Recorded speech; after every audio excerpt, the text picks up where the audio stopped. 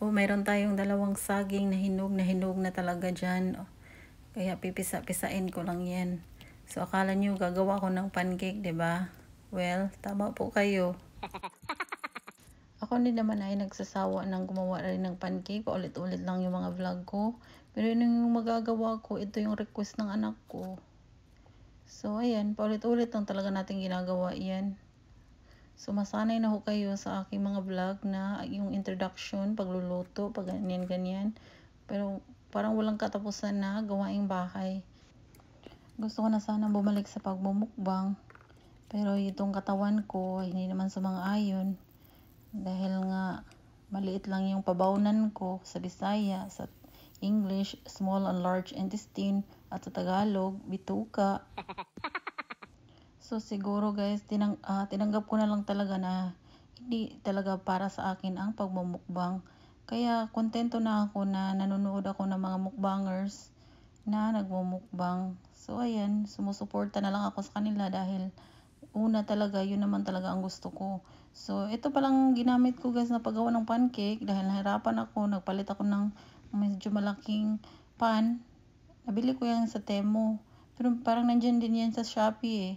Ganyan, 'di ba? Para mas efficient ang ating paggawa ng pancake at medyo same size lang din po, 'di ba? Para uniform din ang ating pancake ganyan. Oo, madali ang pancake, luto na. Mukbangers din itong anak ko, mana sa akin. So, dahil Sunday, so lazy day po ito Sunday. Yung anak ko kakagising lang niya, nanghingi agad ng breakfast. So, pagkatapos, sinabihin ko siya, sama ka sa garden. Kukunin natin yung isang kalabasa. Meron kong dalawang kalabasa dyan. Yung isa, mas matanda yan kaysa doon sa isa. So, ayan, pwede na yung gawin namin. Gagawa kami ng utan Bisaya, guys. So, ibang ano din ito. Pero laswa siguro ito sa ibang laswa. Sorry, ano ba yung pagkakasabi ko, guys? Pasensya na kung hindi tama ang pag-pronounce ko, guys. Laswa. Hindi laswa. So ito po yung natutunan ko sa mama ko kung paano gumawa ng utan Bisaya, guys. Simple lang po itong mga ingredients natin. Panoorin nyo na lang kung hindi po tayo magigisa today dahil yung utan Bisaya ay hindi po siya mamantika, hindi po siya gisado.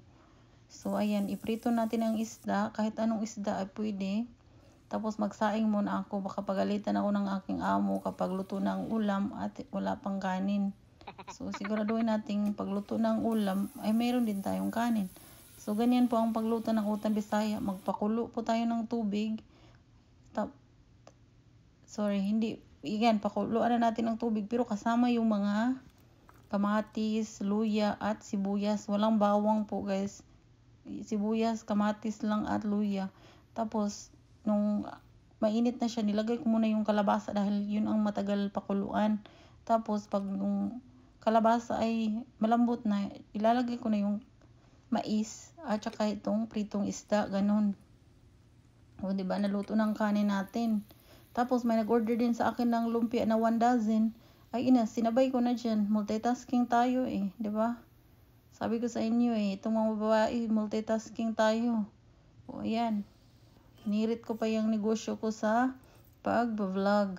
So ayan na nga, nung malambot na lahat, nilagay ko na po itong yung dahon natin. Tapos nilagyan ko pala yan ng ginamos. So ang utan Bisaya, lagyan nyo ng ginamos. Tapos yung malunggay. At pagkatapos tinikman ko siya, matabang, nag-add lang ako ng asin. Hindi po patis ang nakasanayan namin sa Cebu. Itong utan Bisaya is asin po ang ginagamit namin, guys, hindi patis. Tapos ayan, luto na po siya. Hindi siya greasy, pero sobrang malinamnam po. Grabe, hindi ka na kailangan mag-rice dahil sa daming gulay, busog ka na.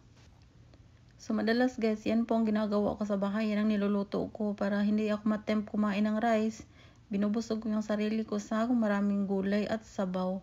Pagkatapos, ayan, humiga ako saglit. Pero bigla kong naalala na may order pala ng lumpia bukas. Kaya ayan, magagawa na naman tayo ng lumpia para may ibibenta tayo bukas. Thank you guys for watching.